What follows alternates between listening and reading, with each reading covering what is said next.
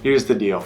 You know you should be investing in real estate, but you're just not sure where to start. There's a lot of misinformation on the web today, and they make it sound so simple and easy, like buying your first commercial property or investing in residential real estate for no money down. But they're leaving out some important steps, some foundational steps that ensure your success when investing in real estate. And that's why in this video, we're gonna break down the differences between investing in commercial real estate versus residential real estate. I will share with you what I've learned over the last 7+ years in residential real estate and provide you with some simple ways to invest in residential or commercial real estate, giving you the knowledge and information to make informed decisions for your current season of life. Welcome back to my channel. My name is Donnie Hathaway, where we help you build real wealth, long-term wealth. No quick gimmicks, just consistent work day after day after day to set you and your family up with generational wealth. If you're enjoying these videos, I would love for you to click on that subscribe button so you stay informed and get updates every time we release a new video. So like I said, in this video, we're gonna break down some simple ways for you to get started in investing in real estate. Now, this isn't gonna be the entire blueprint of how to get started in investing in any of these one strategies or another, but this will give you an overview, some foundational steps, foundational principles that are gonna help you make the best decision for you for your current season. So stay tuned, and if you want a more in-depth analysis on each of these different strategies, then visit my channel where I break down every single one of them. So we're gonna start with the easier of the two, and that is residential real estate.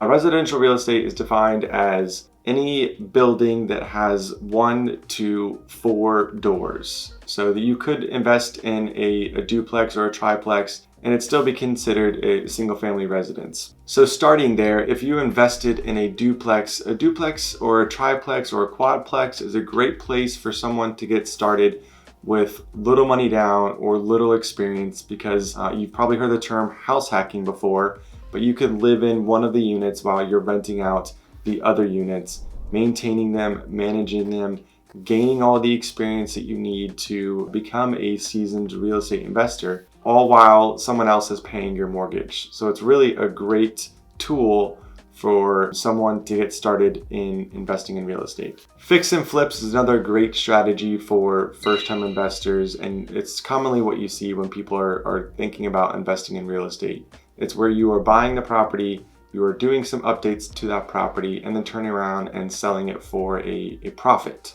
Hopefully, that's the goal, right? Selling everything for a profit. It's a great strategy, and you can be very successful in fix and flips. One of the downfalls of using this as your strategy to invest in real estate is if you are not constantly searching, buying, and fixing up properties, then you're not going to be making any money. So it is a constant work, a constant grind to generate the cash flow that you need to sustain the business. Now, short-term and long-term rentals are another popular strategy. Short-term rentals have gained popularity over the last 5-10 years with the growth of Airbnb and other platforms like VRBO. It's a great strategy depending on the market, depending on your region and your property. Same thing with long-term rentals, right? There's some downfalls and upsides to both of them. Short-term rentals, you might be able to have a higher cash flow on the short-term rental side, but there's more management involved, there's more risk involved.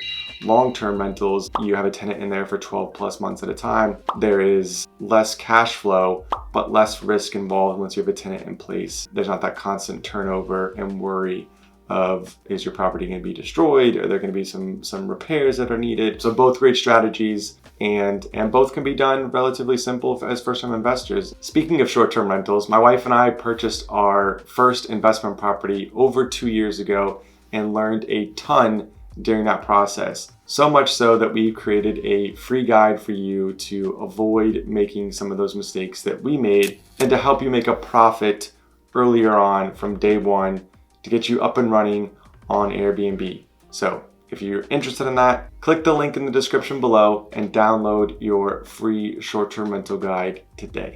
Now, another method that is a combination of the long-term rental and the fix and flip strategy is called the Burr Method. So this is where you're buying a property. The Burr is an acronym for buying, rehabbing the property, then you're renting the property out to a long-term tenant, and then you're refinancing the property to pull out some of the equity that you built up in the home and using that equity to purchase your next property. It's another great strategy for anyone looking to invest in residential real estate. Now let's dive into some of the ways you can invest in commercial real estate. When you are investing in commercial real estate, you are typically dealing with a more savvy buyer, seller, investor than so when compared to residential real estate. So the knowledge and the skill sets evolved that are needed when investing in commercial real estate is important. And it's important to ensure your success when you're thinking about investing in any type of commercial real estate. So different types of commercial real estate that one could invest in. You could be owners of a retail space, a retail building that has multiple different doors of retail businesses that you're leasing the space out to, office space, warehouses, industrial spaces, hospitality or hotels. Some investors will actually build a hotel and then sell that hotel to another investor who's going to manage the property. Also, you have multifamily. So as I mentioned in commercial or in residential real estate, you have multifamily properties of 1 to 4 doors. In commercial, it is anything 4 or above, right? So you could have smaller, maybe motels that you're managing, or you could have apartment buildings that are hundreds of units that you are the owner of and managing them, or you're building an apartment building from the ground up. There's quite a different variety of ways that you can get started investing in commercial real estate, but all of them require, like I said, a certain knowledge or skill set and understanding of some foundational principles when it comes to investing in real estate. Another one that we've been seeing a lot of in our area, don't know why this is, but any land or special use, which is car washes or self-storage units, right? I think self-storage is probably, we're seeing a lot of that across the nation, but car washes, I know we've seen a ton of those in Florida that have popped up on every corner. It's almost like the Starbucks boom when Starbucks was on every single corner. Now in Florida, you are seeing a car wash pop up on every single corner. In fact, there are probably 2 or 3 of them that are currently being built that are on my 15-minute drive home from the office every single day. So those are other ways to invest in commercial real estate, right? It doesn't have to be apartment buildings or long-term tenants. Again, they take a certain skill set that are involved. Also, these properties are costing a lot more money than when it comes to residential units. My big takeaway, my big piece of advice here is to take a step back. Like if you are new to real estate investing, then residential real estate, get your feet wet, learn the ropes a little bit. You can absolutely start off in commercial real estate. I don't want to say don't do that, but it's a higher risk if you are starting out in commercial real estate. So if your season of life allows for that higher risk and your bank account is able to make that happen, then commercial real estate might be a space for you to get started in. But for the majority of the people, I think residential real estate is going to be the place where you want to get started investing, learn the ropes, learn the business a little bit, and then you can transition to commercial real estate if you choose to, right? There's plenty of money, plenty of opportunity that can be made in the residential space and likewise in the commercial space. But if you have that itch to learn the commercial investment world, then it can be fun, it can be entertaining, and there's great opportunity investing in commercial real estate space. The other thing to consider too is what it is that you are passionate about, right? Because you're going to be, if you are passionate about the residential real estate, short-term rentals or long-term rentals, you're going to put a ton more energy and effort into making sure that is a great, successful business for yourself, and it's a great experience for the people that you are working with as well. And likewise on the commercial side of the business, if you are passionate about the retail space or the car washes or self-storage, right, you're going to put a lot more energy and effort into making sure that is a successful investment for you.